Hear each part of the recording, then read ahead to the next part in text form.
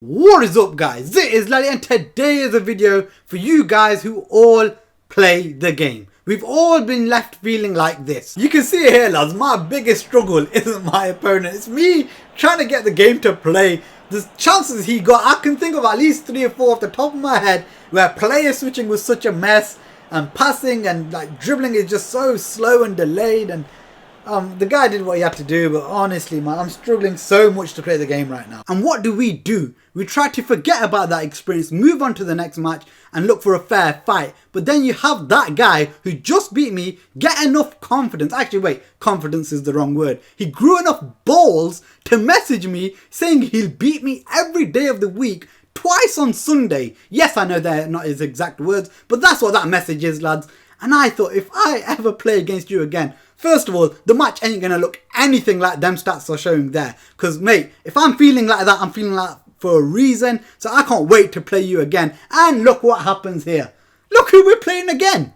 So I was licking my lips at this opportunity. And like you can see, lads, 60% win ratio with a good team. It's not going to be an easy match. But, lads, I knew that wasn't going to happen again. So let's go into the action, and you can see he has kickoff. So what do? Like I do against 400-500 rated opponents. Doesn't matter, the kickoff is so OP.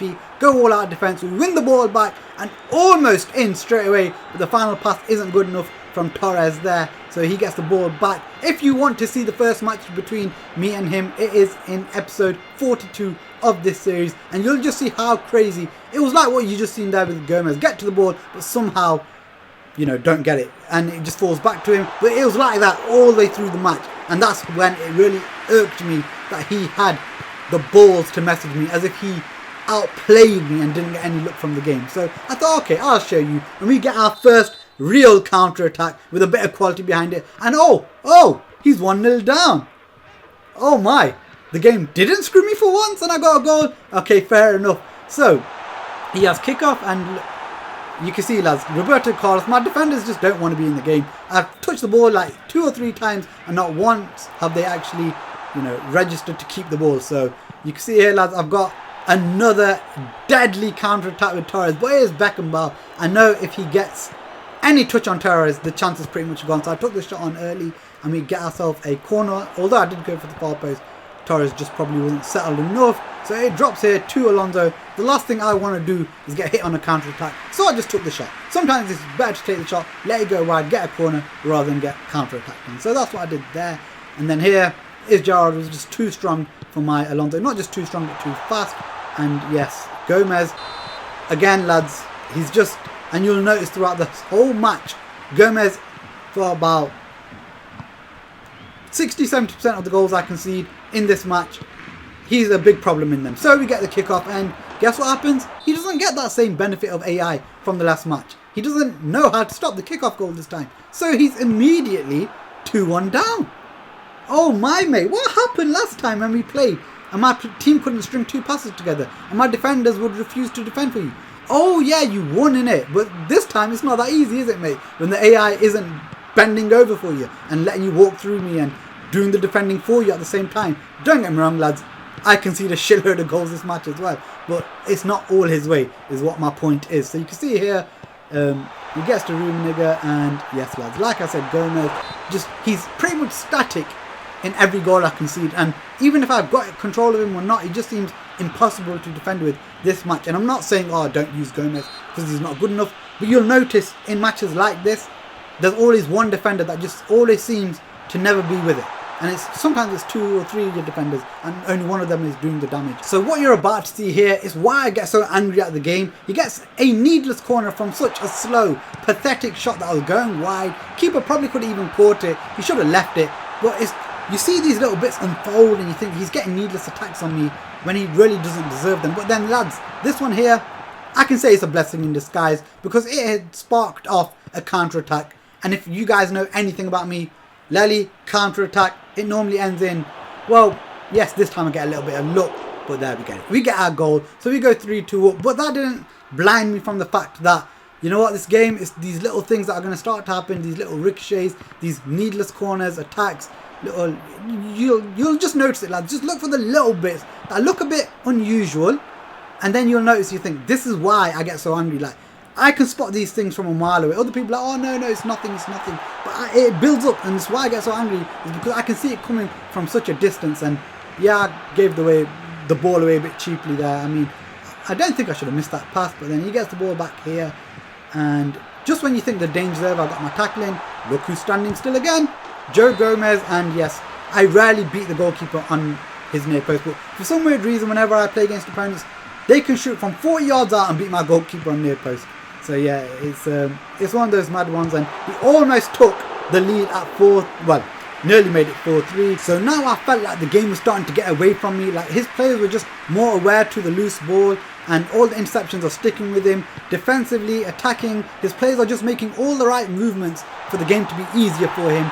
And when I was looking at my players, they just felt tired. So I looked at the stamina bar, and it was his Gerrard and his Messi that pretty much had no stamina, but it didn't feel like it. It felt like mine were the one that were just playing on their last legs.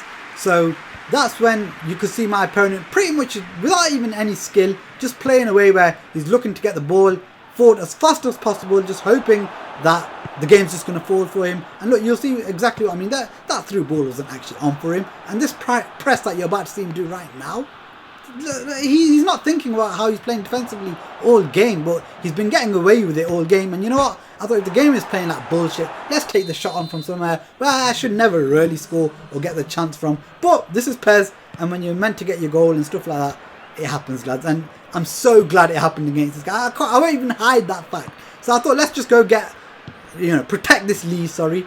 And look what he does, lads. He's desperate to get that goal before half time to make it 4-4. 5-3, lads. I'm not going to lie, I thought it was game over from here. I really did. But then, lads, this is PES. If we can get 8 goals in the first 45 minutes, I should not have been this slack. I should not have been this careless.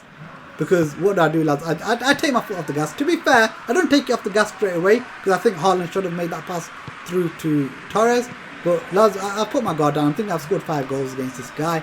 But then he brings on Salah, fresh legs, and he just became this unstoppable monster, lads. You'll see in a moment that, like, the physics just don't work against him. You'll see him just run past my defenders. Like, look at that contact I got there with Torres. Just a little bit of contact, and he's almost on his ass. But then just keep an eye on what happens with Salah throughout this video, and you'll notice that he just becomes this unstoppable wall. And yeah, he makes it 5-5 within 6 minutes, and I'm thinking, oh no. You know what I'm thinking. And then straight away there, lads, are giving it away. And then his players now start to actually realise that they're not losing, so they're starting to give the ball away stupidly. And you'll notice again, lads, look, now it's 5-5. Look, his players don't seem as sharp on the pass. They don't seem that fast anymore, do they? It's every time he's losing. That is what's happening here. And then we get a 2-on-1 here, lads. I had confidence. I don't know why. I should have just passed it along to Haaland there at 5-5. Should have made it 6-5 there. And when that happened with Trent, that was my legit reaction. I put my head down. I was like, oh no. But then I realised it's 5-5. He's not going to actually do much at me like at 5-5. So this is PES. And this half, to be honest, lads, it's a bit more scrappy, but I want you to see everything in its full glory. Look, you see there, lads, my Carlos runs into him. His Salah, nothing. His Salah reacts in a way like, I'm telling you, he felt like a brick wall the whole game. So at this moment, lads, I was all out of defence, and I didn't even realise. All that time I was thinking, what a pussy. Why is he playing all out of defence? And then I realised it was me that was playing all out of defence. The moment I went out from all out defence though, lads, I should have just finessed that into the far corner, because if you look there, lads, his keeper actually gave me an open goal there. But then it didn't make a difference, because Haaland doesn't make the same mistake twice. Actually, to be fair, he didn't make the mistake. I played the pass.